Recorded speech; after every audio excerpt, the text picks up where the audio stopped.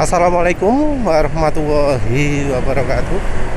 Kali ini penulis ingin bahas soal cacat produk ya. Jadi ada kemarin yang posting ngomong bahwa yang namanya pabrikan ya pasti ada nggak sempurnanya. Pabrikan itu bukan Tuhan. Pabrikan itu ya pasti akan ada produk-produk yang cacat. Nah, orangnya ini ngomong soal rangka ESAF ya. Yang pertama adalah soal cacat ini, apa benar itu adalah cacat dari produknya? Karena ya yang selama ini beredar itu kayaknya bukan cacat produk ya, tapi sudah disengaja. Walau produk yang paling sempurnanya Honda pun untuk rangka ESAF itu memang sudah rentan karat, apalagi produk yang kurang sempurna. Jadi dari banyak kasus ngomong oh masih aman, begitu dilihat dalamnya banyak karat ternyata. Yang umurnya 2 tahun itu sudah berkarat dan sudah terjadi pengurangan kekuatan rangka, padahal umur 2 tahun. Yang 2 tahun patah mestinya juga ada. Lagi pula banyak petunjuk menunjukkan ya bahwa itu sudah dari pemikirannya sudah diniati oleh Honda untuk menghasilkan rangka yang tidak begitu kuat, mulai dari jenis logamnya, ketebalan logamnya, pakai logam yang tipis, yang tentu kalau kena karat itu ringkih. Memang kalau nggak kena karat masih oke lah, kuat untuk macam-macam. Tapi begitu sudah kena karat, wes nggak bisa, lemah, wes rapuh. Jadi kondisi sekarang terbukti bahwa produk yang paling sempurnanya dari Honda pun ya itu masih ada karat ya. Karat sudah terjadi, sudah merebak cukup banyak, dan contoh-contohnya banyak ya. Kalau setiap orang yang bongkar rangka itu nemu karat, itu suatu masalah yang besar itu. Apalagi kebanyakan sekarang ini yang masih meriksa yang luarnya toh, belum dalamnya rangka. Yang meriksa dalamnya rangka cuma sedikit. Seandainya banyak orang meriksa dalamnya rangka, wah bisa makin banyak lagi kasusnya. Jadi produksinya itu enggak cacat, itu kondisi produknya sudah cepat rusak. Jadi disalah kalau disebut itu pabrikan bukan Tuhan, nggak bisa buat produk sempurna. Yang masalah adalah dari awal dia sudah sengaja bikin produk yang cacat, bikin produk yang cepat rusak. Itu yang masalah.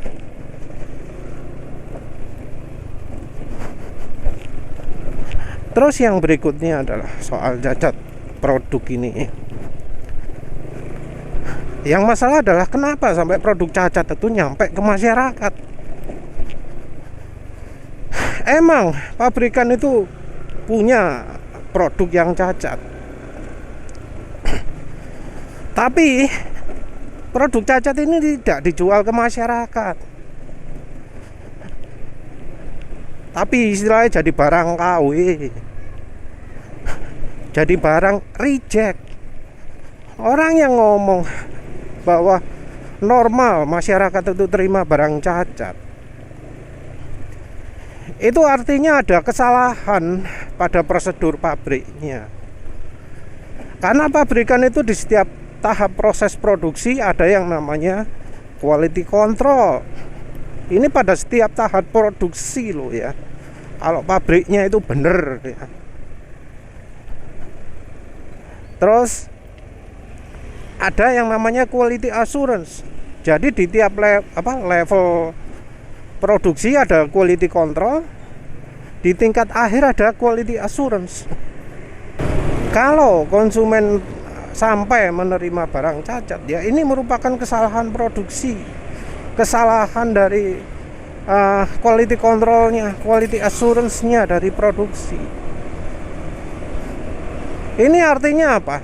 Artinya standar kualitas dari Honda mau disebut apapun juga ya, itu sangat rendah.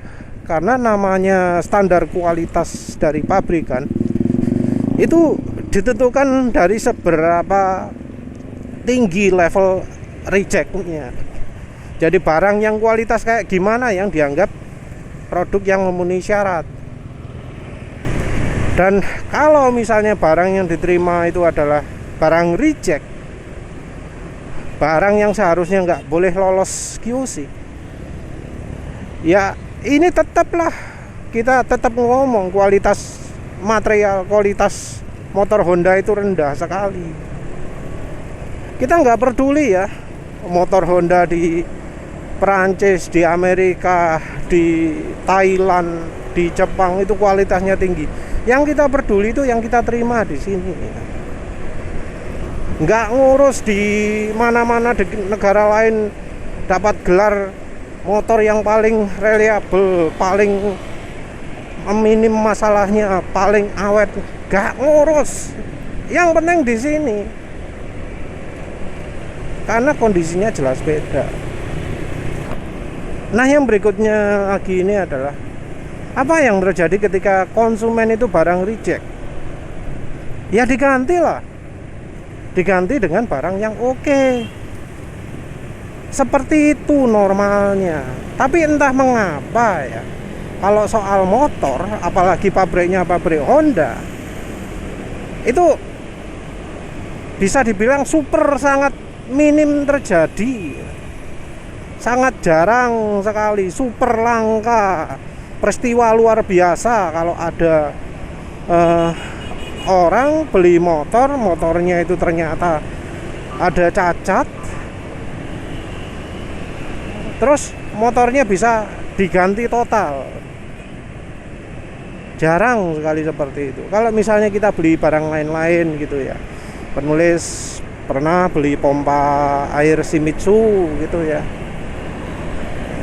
beli pasang terus ternyata macet, nggak mau nyala, balik lagi ke tokonya, mas ini nggak bisa, ini macet tak tunjukkan macet-macetnya gimana. Oh iya mas, wes ini tak ganti yang ini mas, langsung ya, langsung yes. Padahal nggak pakai kwitansi, nggak pakai apalah, langsung ganti cepet yes.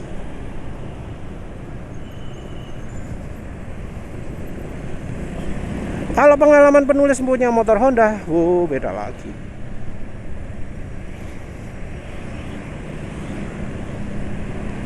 Penulis motornya itu ada keluhan sebenarnya termasuk ringan ya. Problemnya adalah geret-geret ya, geret-geret di kecepatan 40 sampai 60. Yang pemilik motor Honda Beat lain mestinya juga akan merasakan hal yang sama. Nah,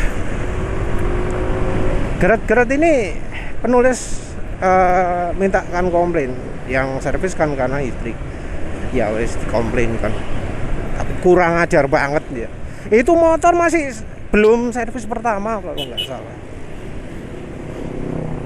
Ya wes kalian servis pertama. Tapi kurang ajar banget. Gak gratis, saya bayari. Ada slidernya, ada rollernya diganti.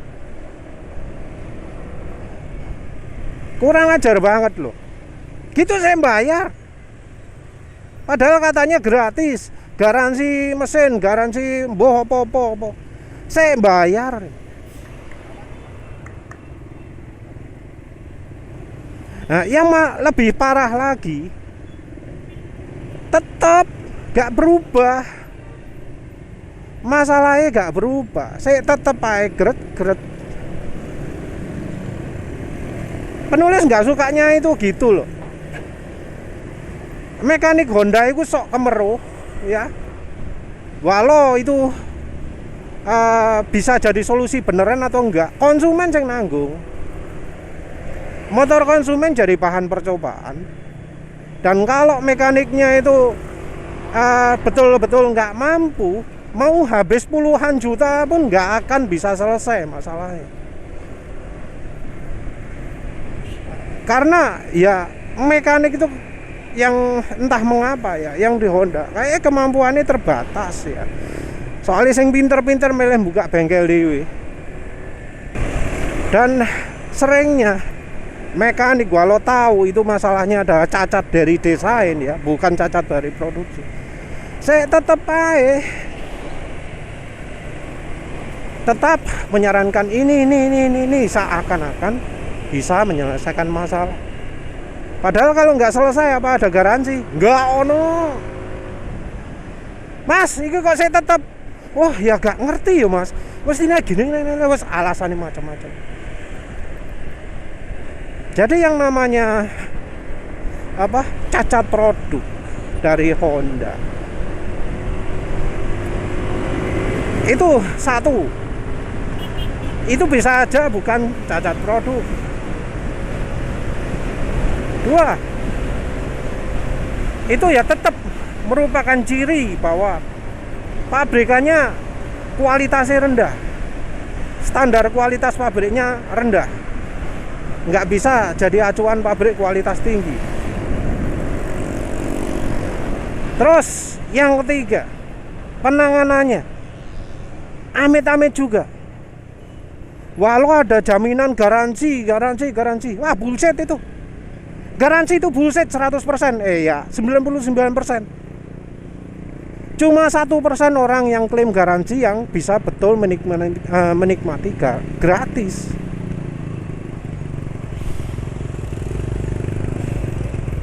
Garansi itu bullshit lah kalau untuk di Indonesia.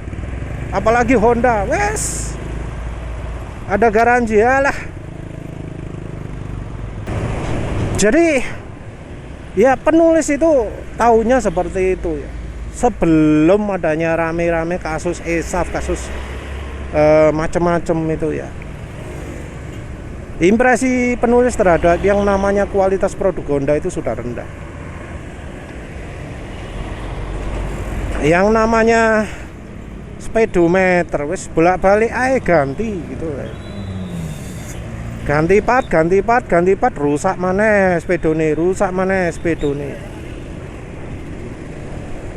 Padahal kalau punya Suzuki problemnya cuma kalau spedone putus kabel itu. Kabel speedometer putus ya wis anggapnya normal pemakaian. Kalau di Honda bukan kabel speedometer yang putus, mekanisme pemutar. Ya wajar sih, soalnya bahannya bahan plastik, bukan bahan logam. Pantas saya cepat rusak, karena memang didesain cepat rusak. Bukan cacat desain, tapi bukan cacat produk, tapi cacat desain. Dan kebanyakan seperti itu.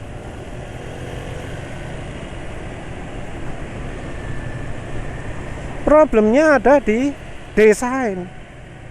Sama pabriknya sudah dirancang biar gimana caranya cepat rusak. Cuma yang akhir-akhir ini kebangetan. Kalau yang sebelumnya rusaknya dalam waktu 3 tahun, 5 tahun. Nah ini kayaknya yang setahun sudah rusak ada. Dan yang parah lagi adalah ketika yang dikurangi kualitasnya adalah rangka yang sangat vital, sangat penting sekali. Karena ya kalau tiba-tiba patah tengah jalan, wah wis gak iso lapo-lapo. apalagi ketika sedang dikendarai patah gitu, bisa meninggal juga. Kalau mesin mati bisalah, masih bisa diakali, masih ada cirinya. Tapi kalau rangka patah, orangnya nggak pernah bongkar gitu, ya bisa-bisa tahu-tahu kejadian, nggak tahu tiba-tiba murung-murung patah. Penulis sendiri entah mengapa ya sudah punya feeling Honda itu pasti suatu saat akan kepentok dari sisi kualitas ini, sehingga masyarakat muntap marah gitu ya. Dimulai dari Marquez.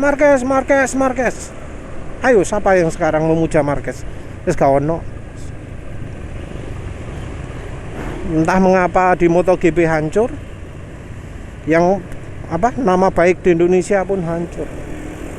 Dulu zamannya Marquez Jaya, penulis punya firasat Marquez ini pasti bakal dihancurkan oleh Honda, bakal dibanting-banting oleh Honda. Walau disebut motor paling gini. Yang penulis dia di MotoGP itu apa? Di MotoGP Honda itu merupakan motor paling tidak konsisten, motor yang bisa mendadak mencelakakan pembalapnya. Entah mengapa ya, tahu seperti itu mengapa kok tidak panik Hondanya, tidak segera diatasi. Mulai tahun 2017 sampai 2013 ini rasanya masih tetap aja terjadi. Kalau misal memang Honda itu nggak mampu bikin programming yang konsisten untuk tiap lapnya, hilangkanlah data satelit, gak usah pakai data satelit, langsung pakai paling minimal gitu ya. Walau disebut motor MotoGP hebat, di setiap tikungan bisa punya setelan ECU sendiri-sendiri. Kalau memang misalnya motornya ternyata tidak reliable, di tikungan 1 itu beda dari tikungan 2, beda dari tikungan 3, di lap 1 beda dari lap 2 atau lap 3, lap 4, ya wes lah, nggak usah pergunakan data lap. Tapi apa yang terjadi? Dipaksakan, akhirnya ya pembalapnya itu berguguran semua. Pembalap Honda itu berhenti dari Honda karena cedera atau dalam kondisi cedera. Dan ini sudah banyak pembalap yang seperti itu, karena memang motornya didesain untuk cepat jatuh. Dan sekarang Marquez sudah hancur, sudah kemampuannya sudah hilang karena sudah dibanting-banting oleh motornya, karena sudah dijatuh-jatuhkan oleh motornya, keseringan jatuh, akhirnya kemampuan menyelamatkan diri hilang. Begitu kemampuan menyelamatkan diri hilang, wes amat sudah. Pembalap-pembalap lain juga ya banyak lah ya yang jatuh ya. Enggak cuma kesalahan pembalapnya, tapi karena mesinnya yang tidak reliable. Dan sekarang motor Honda kena problem patah. Ya jangan sampai lah ya, penggemar setia dari Honda itu pada meninggal semua karena terlalu mempercayakan nasibnya ke Honda, pabrikan yang tidak bisa memberikan motor yang reliable, tidak bisa memberikan motor yang bebas masalah. Apalagi sekarang masalahnya masalah patah rangkanya. Padahal ya nggak semua orang itu tahu cara merawat ya. Padahal ya motor yang sudah disebut dirawat, dicuci terus, dibersihkan, masih patah juga. Apalagi motor yang tidak dirawat. Apalagi ketika konsumen tidak tahu ada bagian yang memang sangat ringkih yang harus dilakukan perawatan secara berkala gitu ya. Bongkar rangka ya. Tiap bulan habiskan uang 100.000 untuk bersihkan rangka, katanya sebagai perawatan berkala. Ya penulis sendiri sekarang rekomendasinya, kalau lihat kasusnya seperti itu sampai patah, jangan deh ya, jangan beli motor Honda ya, kecuali memang motornya niat ditelanjangi terus, silakan. Tapi kalau ya nada-nadanya kayak gini, sikap petinggi-petinggi Hondanya kayak gitu, terus dari dealernya kayak gitu ya, ambil servis biaya mahal tapi masalah nggak selesai. Ya untuk apa miara motor Honda? Mending ke Yamaha, ke Suzuki, servisnya nggak mahal karena nggak dipaksa untuk ganti filter, nggak dipaksa untuk ganti roller, nggak dipaksa ganti macem-macem walau belum waktunya gitu ya. Mending nggak usah toh ya, mending pilih amannya ya. Ya wes lah, itu aja. Baiknya memang jangan beli motor Honda lagi. Gak ada Honda pun gak masalah, masih banyak yang jual motor lain. Motor India tuh murah, kualitas lumayan oke, kenapa nggak dicoba? Entah kalau motor listrik ya, penulis masih belum bisa rekomendasi. Ya wis itu saja, terima kasih sudah menonton. Assalamualaikum warahmatullahi wabarakatuh.